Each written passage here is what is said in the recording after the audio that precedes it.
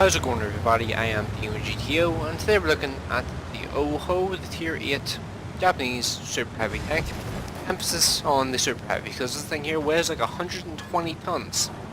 It's pretty insane. And, well, it's top tier in this match, which, as you probably guessed, means this is going to be a really stupid game. This tank's dumb when it's top tier. It really is just such a dumb tank when it's top tier, because it's just able to roll around the map, just not a single turn in the world, and you can just dirt people in the face and then fall back, dirt people in the face and then fall back, or just take the hits head on.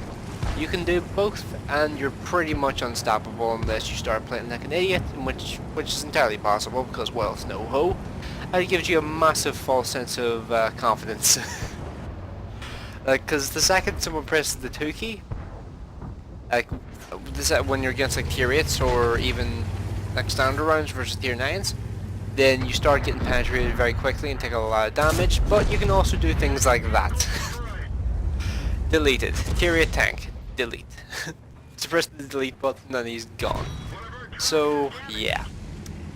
This is going to be one of those games which is just going to show you just how broken these Japanese heavies are when they're top tier. But I will just point out that these tanks, whenever they're bottom tier, suffer quite a lot. But this one I think probably does the best out of the tier 6, tier 7 and tier 8 whenever it's bottom tier, purely because of the rate of fire it has on its top derp gun.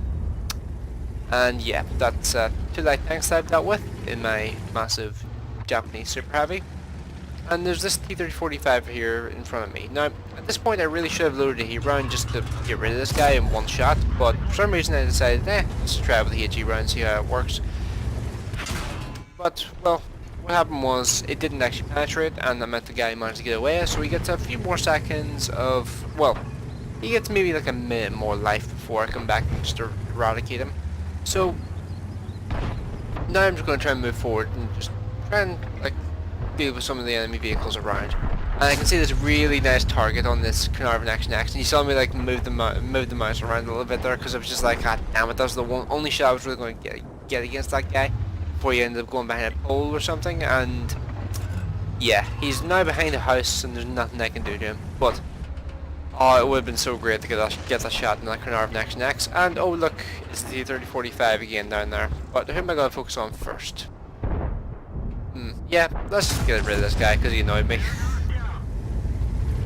Yeah, I give him like a minute more life and then just went like, yeah, I'm gonna get rid of you now. And then there's this Skoda T25 who's, yeah, he's not gonna do anything at all to me because he's at tier 6 versus a Japanese Super Heavy. He's not got a hope in hell against me. And the Skoda T25 is just continuously just gonna shoot me, so it's the BK3001D. But I'm focusing on tank destroyers because I know for a fact they have the most dangerous guns. And, well, WZ-111 1FT did pen me with its, I believe, 130mm gun that has like 270 pen. It's basically a Jagdtiger gun tier lower. But yeah, I decided to get a big hit into him, and I also just decided that that BK3001D had enough of his shenanigans and just went, yeah, let's get rid of you as well. This tank is so stupid. It really is. It is the definition of just a stupid tank. And at this point, I choose to just say, like, you know what? Given this situation, given the way the matchmaking has gone here, and given them against a Tiger 1 and an AT-15A, they've got very flat armor, and it's relatively thick, but I have heat rounds with this 15cm gun. Oh look, there's a P-43 bits. There goes 95% of your health. And then when it comes to the Tiger 1 is stock, which means I have absolutely no fear of that guy. And the AT-15A is kind of just eviscerating this T-34-100 right now, but I get nearly 700 damage hit into him as well. Notice these are low rolls for this gun. These heat rounds are very handy when you get situations where you can use them, and yeah, they do a lot of damage, as you'd imagine.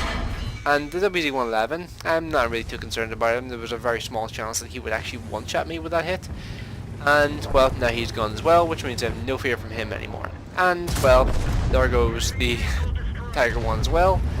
And that's nearly 5,000 damage, nearly 2,500 damage blocked, and 1,100 resistance damage. And honestly, that was probably one of the easiest 5,000 damage games I've ever had in a tier 8 vehicle.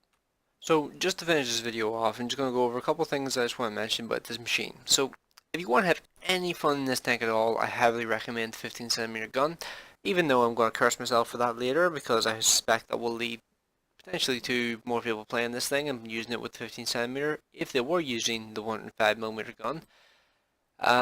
Yeah, I really hate fighting these things, but I'm going to be honest with you and just tell you that the 15cm gun is by far the more usable gun in this tank, and the 15cm gun just completely surpasses the 105mm because the 105mm only has I think like 0.2 or 0.4 better aiming time than this gun, and the accuracy is still really shit.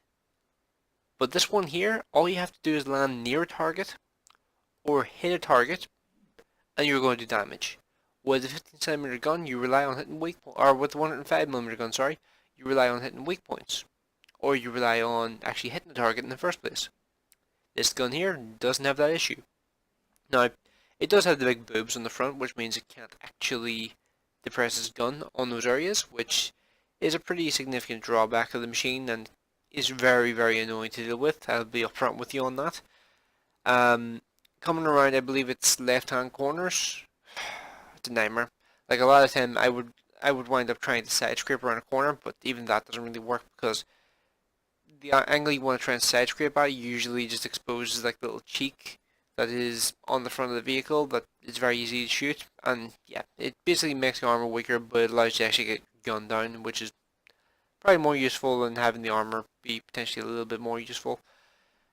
But yeah, overall, this tank is just dumb. And when you go up to the Type 4 Heavy, I don't have words for that tank yet. I have like a 73% win rate in that tank. I played like 18 games, and only 2 of those games has been with the 14cm. All the rest of them have been with a 127. That tank is it's something else.